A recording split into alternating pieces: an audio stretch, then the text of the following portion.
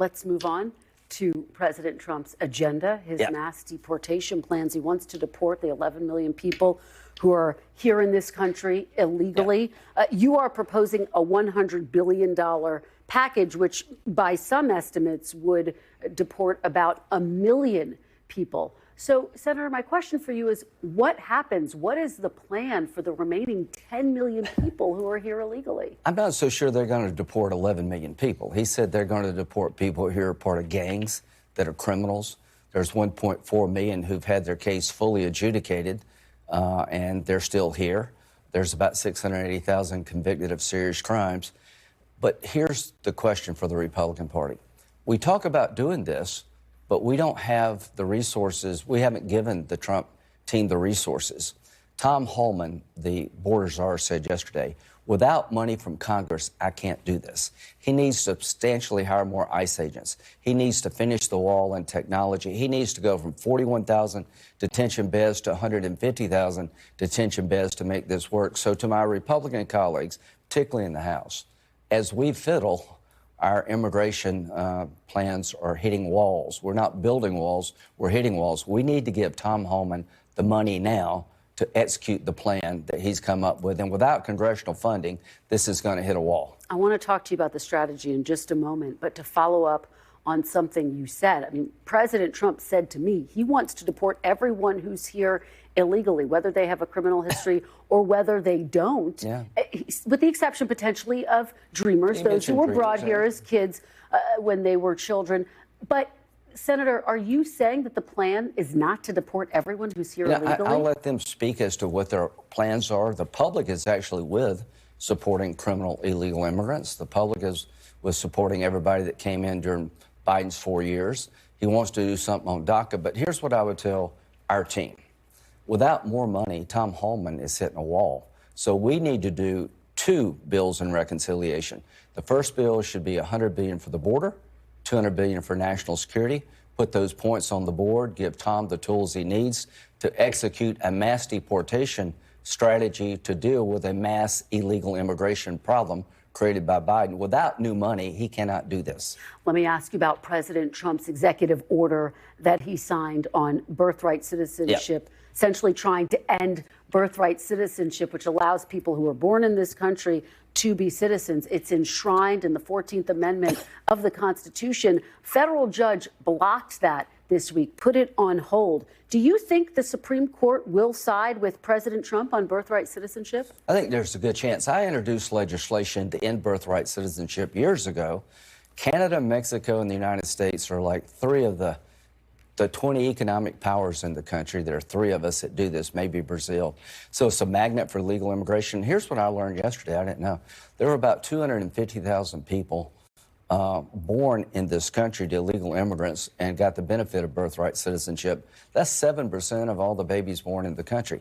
So I think when it comes to legal immigration, if you want to turn off the spigot, change this policy. I think it's a cheap way to award citizenship. You should not be a citizen simply because you were born here. You have to have some connection to the jurisdiction of the United States. But you think that the Supreme Court will agree to change the Constitution? I'm glad he's doing it. The Constitution. He's doing it through executive order. There's one case on this in 1898, a Chinese immigrant who was here lawfully, and the court said he had a lawful connection to the country. They've never decided the question, can a child born of a legal immigrant, no connection to the country, do they automatically get birthright citizenship? That is an unanswered question. I think we'll know here pretty soon. We will watch it very closely. Let's turn now to President Trump's decision to pardon, to give blanket pardons to everyone who was convicted of crimes on January 6th, including the 172 people who pleaded guilty to assaulting law enforcement officers. Even his own vice president said, quote, if you committed violence on that day, obviously you shouldn't be pardoned. Do you believe that President Trump was wrong to issue these blanket pardons to the January 6th Number one, defendants? he had the legal authority to do it, but I fear that you will get more violence. Pardoning the people who went into the Capitol and beat up a police officer violently, I think was a mistake because it seems to suggest that's an okay thing to do. Kamala Harris wanted to raise bail money for people burning down Minneapolis. You know, Biden pardoned half his family going out the door. I think most Americans, if this continues, to see this as an abuse of the pardon power, that we'll revisit the pardon power of the president if this continues. But as to pardoning violent people who beat up cops, I think that's a mistake. So you think it was a mistake by President Trump to issue these blanket pardons? What message does it convey to law enforcement? And if you conveyed that directly to Mr. Trump? There's really been no better supporter of law enforcement in general. And there are a lot of people who supported President Trump and law enforcement didn't like this. But he said it during the campaign. He's not tricking people. You know, Biden promised not to pardon his family. He did. Trump said, I'm going to pardon these people. So the fact that he did it is no surprise. But I'll be consistent here. I don't like the idea of bailing people out of jail or pardoning people who burned down cities and beat up cops, whether you're Republican or a Democrat. Okay. Let me ask you about President Trump's decision to revoke security clearance from some of his, I should say, security protection from some of his former top aides, including Mike Pompeo, his former Secretary of State, his former National Security Advisor, John Bolton. Both of them have received. Brian Hook. Yeah, and they've received threats from Iran. What is your reaction, and do you think that President Trump should actually reverse course on that one? Well, I talked with Senator Tom Cotton, who's the Intelligence Committee chair, and he got a briefing, and he told me, he asked a very good question to the briefers. If it was you and your family, would you want a protective detail? And they said yes. So it needs to be on an as-needed basis. You know, we don't get protection as former senators or congressmen. You know, the idea of giving protection to everybody makes no sense. But if there's a legitimate threat against people who served our government from a foreign adversary, I don't want to pull that protection. So I think what you'll see is the Senate particularly get a briefing about this and engage the White House to see if we can get some relief, because I fear it will chill out how people will serve in the future. So you disagree with the decision to revoke their security protection, it sounds like. President, if it's needed, I want to keep it. And it seems to me that the threat levels justify the continuation of the program, but I'll know more next week. We know that John Bolton has been a critic of the president. Do you see this as political retribution? You know, President Trump said something that's true. You can't get protection for all of your life. The question is, do you deserve protection because you served an administration, you stood up to a foreign adversary, and they want to kill you? I know this. They've been trying to assassinate President Trump. That's a fact. And I believe the threat streams may not be at that same level to Pompeo, Brian Hook, or Bolton. But the last thing we want to do in this country is tell somebody, come into our government, you know, come up with policies to stand up to rogue nations like Iran.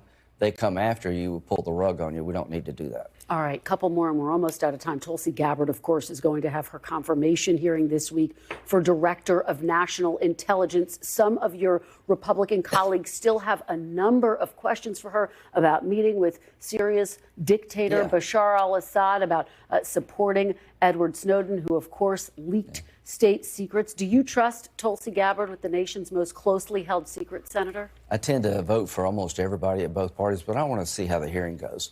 Why did you go to Syria? What did you do regarding Assad?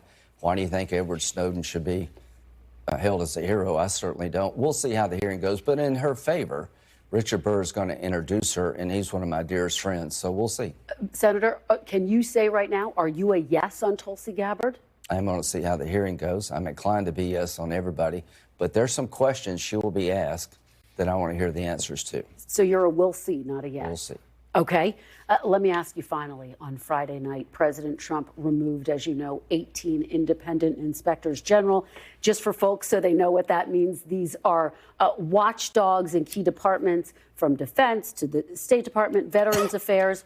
What do you say to those who believe that President Trump is going to replace these watchdogs with loyalists? You know, I'm not overly worried about that. It's not the first time people have come in and put their team in place. When you win an election, you need people in your administration that reflect your views. So I'm not really worried about that. This other stuff, you know, the security detail, that bothers me because it sends a signal to future service. Tulsi Gabbard, I'm inclined to vote for everybody, but I want to hear her thinking about Assad and Snowden, and we'll see. But very quickly, the law says he's supposed to give you 30 days notice. He didn't do that. Do you think he violated the law? Well, technically, yeah, but he has the authority to do it. So I'm not losing a whole lot of sleep that he wants to change the personnel out. I just want to